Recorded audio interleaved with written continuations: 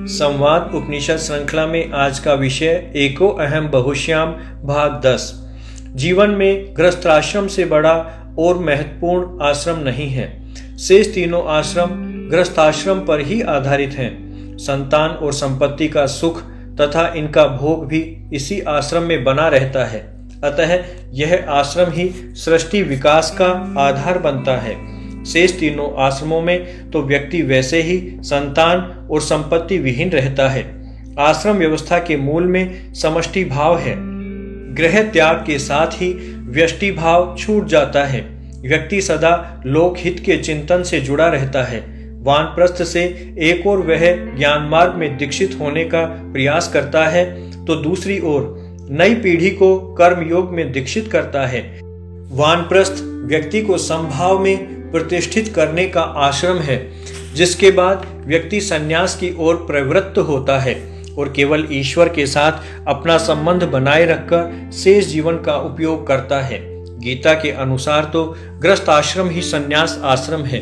बुद्धि योग के साथ प्रत्येक क्रिया संन्यास का ही अंग बनती है।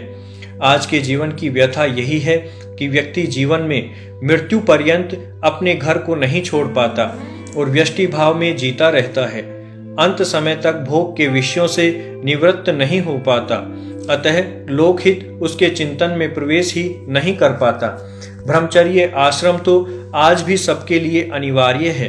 गृहस्थ आश्रम कहने को तो ऐच्छिक है, किंतु व्यवहार में आज इसने जीवन के शेष तीन आश्रमों को आवृत्त कर लिया है। वैसे तो आज के व्यक्ति की औसत आयु ही 75 वर्ष से कम है। अतः व्यवहार का यदि प्रवेश हो जाता है तो व्यक्ति का ज्ञान और कर्म राष्ट्रहित से जुड़ सकता है।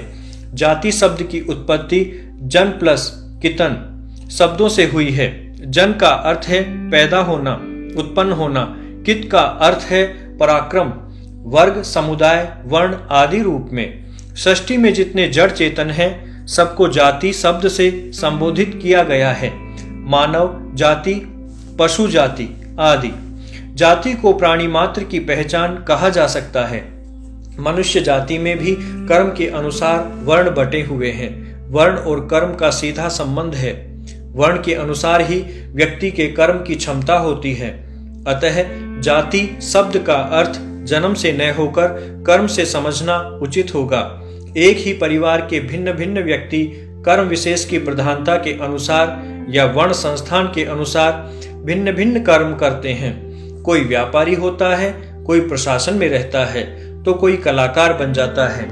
आज जिस समाज व्यवस्था में हम जी रहे हैं वहां जाति शब्द जन्म के साथ जुड़ गया है। ब्राह्मण की संतान ब्राह्मण, क्षत्रिय की क्षत्रिय कही जाने लगी है। पूरा समाज इस जातिगत व्यवस्था में बंट गया है, जबकि अनेक ब्राह्मण समुदाय आज भी मूल रूप से कृषक हैं। कृषि वाणिज्य का अंग है। वेदों में मणिजा नामक जाति का उल्लेख मिलता है। इसके 4 विभाग थे: साध्य, महाराजिम, आभा, स्वर और तुषित। आगे चलकर इनको ही ब्राह्मण, क्षत्रिय, वैश्य और शूद्र कहा जाने लगा। सृष्टि विज्ञान के अनुसार इनके आधारभूत 4 विभाग हैं: ब्रह्मवीर्य, क्षत्रवीर्य, विड़वीर्य और शूद्रवीर्य। यह जाति क्रम संपूर्ण सृष्टि में देखा जाता है। देव, गंधर्व, मनुष्य, पशु, पक्षी आदि में भी यही क्रम रहता है। ब्रह्मवीर्य में अग्नि की प्रधानता रहती है। धूलोक में इसका 4 प्रकार का भेद बताया गया है: ब्रह्मणस्पति, बृहस्पति, सविता और सरस्वती। क्षत्रवीर्य प्रधान यम, इंद्र, रुद्र, वायु, सोम, ईशान, मृत्यु और वरुण, ये 8 देवता माने गए हैं।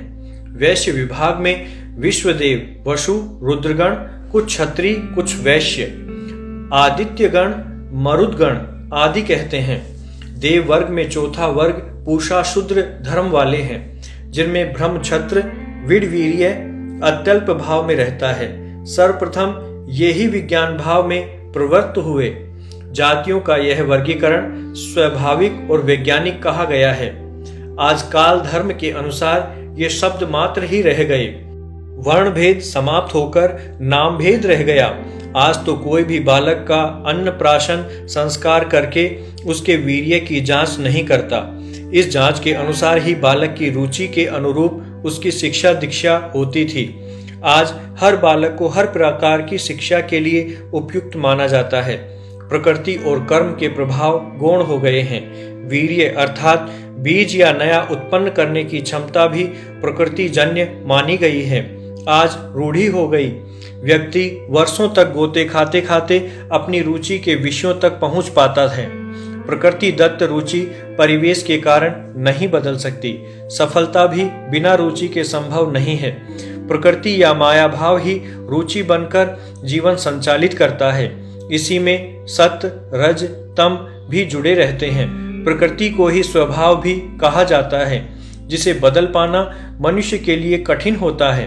प्रकृति ही ब्रह्मवीर्य के कारण व्यक्ति को ज्ञान से जोड़ती है, विद्याभ्यास में लगाती है, क्षत्रिय को शासन और रक्षा का भाव देती है, वैश्य को संग्रहण और वितरण का ज्ञान प्रदान करती है। जिनमें इन तीनों वीर्यों की अल्पता होती है, वे कला कौशल से जुड़े होते हैं। यह एक प्रचलित तथ्य है कि हर व्यक्ति जन्म से शूद्र होता है।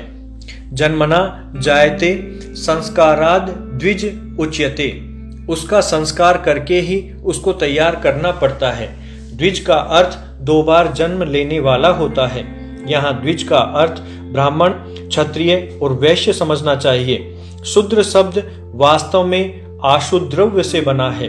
आशु का अर्थ शीघ्र है, अर्थात जिसका शीघ्र द्रवण हो, जो शीघ्र पिघल जाए, बहने वाला हो। सुख दुख लोभ मोह राग द्वेष आदि प्रवाहों के कारण जिसकी मनोवृत्ति शीघ्रता से अत्यधिक प्रभावित होती हो, इसको प्रवाह पतित होना भी कहते हैं। जो जीवन की गिरावट का सूचक है, जिसका चिंतन क्षेत्र आदि दैविक और अध्यात्म को नहीं छूता हो।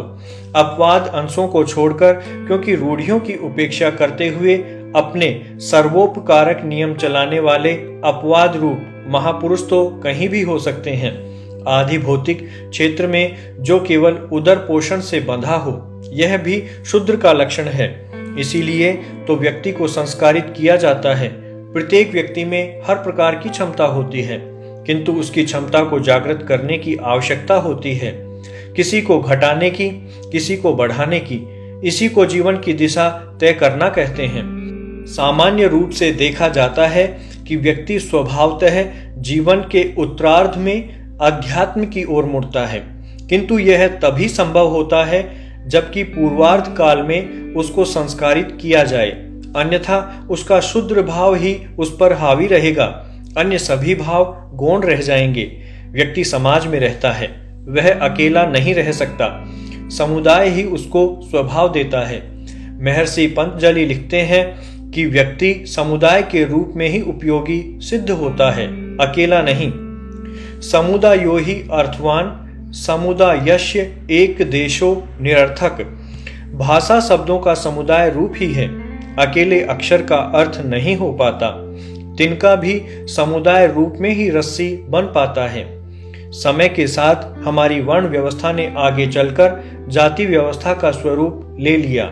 वर्ण व्यवस्था और जाति व्यवस्था एक नहीं है।